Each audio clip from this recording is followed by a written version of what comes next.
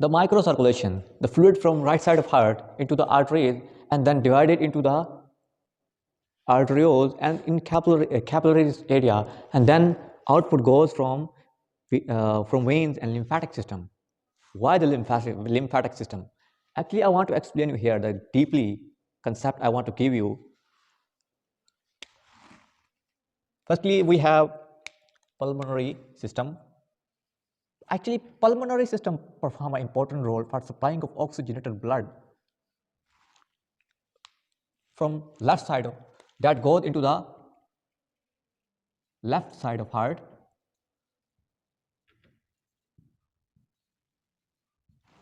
From left side, blood with the help of aortic valve, blood enter into the arteries. Arteries further divided into the arterioles. Arterioles collected into the metarterioles. Arterioles collected into the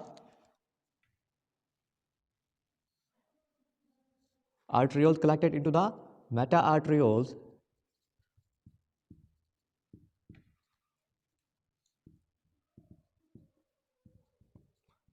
And then metarterioles divided into the capillary tree. Metarterioles divided into the capillary tree, and this capillary tree also known as capillary bed. What is capillary? Capillary bed. This capillary bed provide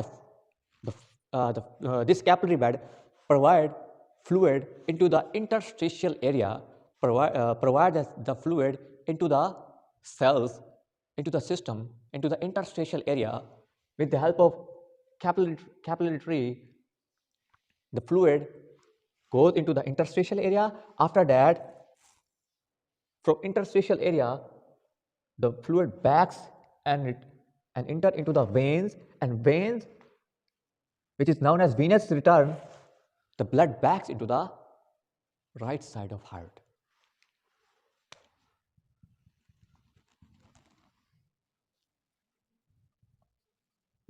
Right side of heart.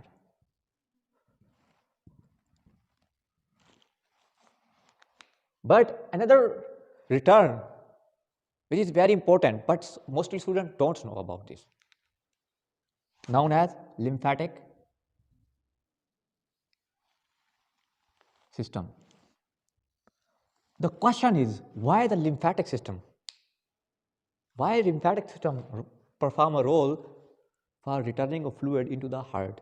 Because of some protein which are drains from lymphatic system, and with the help of lymphatic system, fluid backs into the heart due to some protein drains to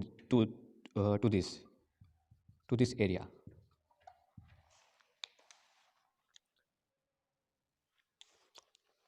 Now, what is capillary bed? How the filtration, how the fluid goes, and how the fluid enter into the interstitial area, I'm explaining you now. I'm giving you concept now. Look at the structure of capillary bed, capillaries. These cells also known as endothelial cells. These cells also known as endothelial cells.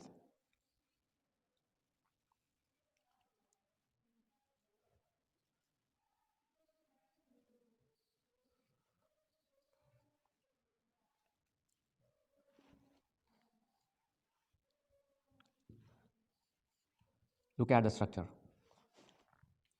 When between endothelial cells there is wide gap, more gap, it is known as sinusoidal capillaries. In the capillary bed, it is known as sinusoidal capillaries. When cells are more porous, and there is no wide gap between the endothelial cells. It is known as fenestrated capillaries. When endothelial cells are tightly bound to each other, when endothelial cells are tightly bound to each other, this concept you will never find easily from mostly videos. You will never find easily this type of concept, because this microcirculation, also known as cerebral microcirculation,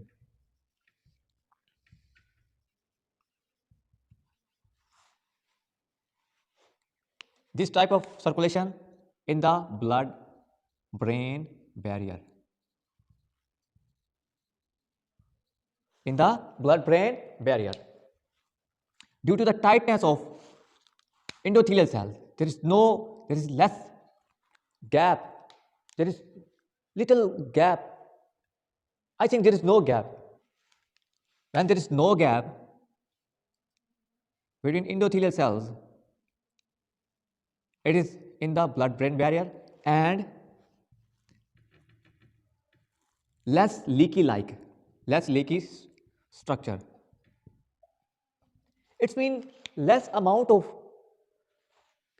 fluid enter into the cerebral area with the help of capillaries.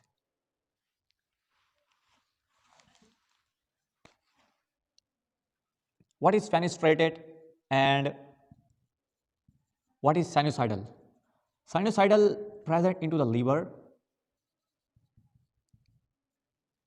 Sinusoidal capillaries present into the liver, and these types of capillaries have a wide gap, and they are cavity-like structure. They have a cavity-like structure.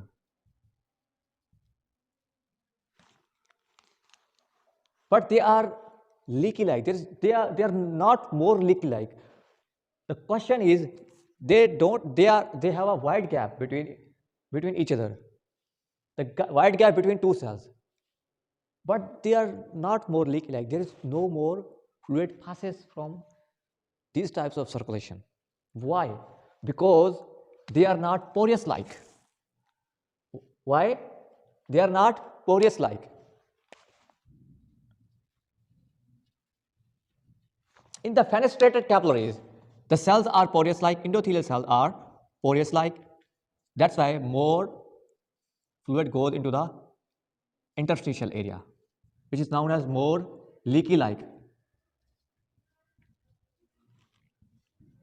It's only leaky-like. I hope you understand the concept. What I want to explain you. I want to explain you again what is microcirculation. So take the review from me. In microcirculation, we have two sides of heart, right side and left side. From left side, blood goes into the arteries divided into the arterioles collect into the metarterioles breaks into the capillaries tree, and capillaries tree also known as capillary bed, and from capillary bed fluid goes into the interstitial area, and these interstitial area goes into the output circulation, which is from veins and lymphatic system. Firstly, the fluid which is input by arteries, and then the fluid which is output by veins and lymphatic system.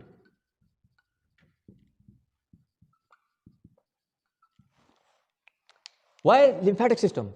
Mostly students don't know about this, because due to the some proteins which are drains into the lymph nodes, and from these proteins fluid backs from the lymphatic system into the right side of heart. Look at this structure, from capillaries tree, venules, and then veins, which is known as venous return. Now I want to explain you capillary structure. capillary bed, how the capillary bed perform a role, and how the fluid goes into the interstitial area. It's totally depend on endothelial cell structure. When more gap-like structure between two endothelial cells, it means they are leaky-like and fluid goes into the interstitial. They are not more leaky-like actually. This structure known as sinusoidal capillaries, and sinusoidal capillaries in the liver. But there is no more gap, but they are more leaky-like. More fluid goes into the interstitial area. It is known as fenestrated capillaries. It is from fenestrated capillaries. And these structures, why more fluid goes into the interstitial fluid? The question is, why fluid more goes into the interstitial fluid? The answer is because the endothelial cells are porous-like.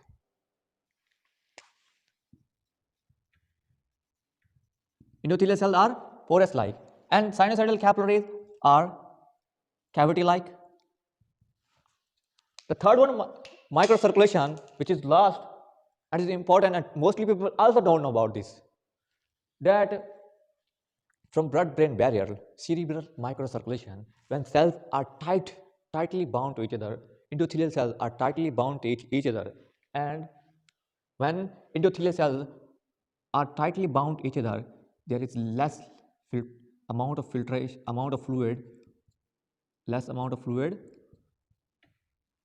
goes into the interstitial area.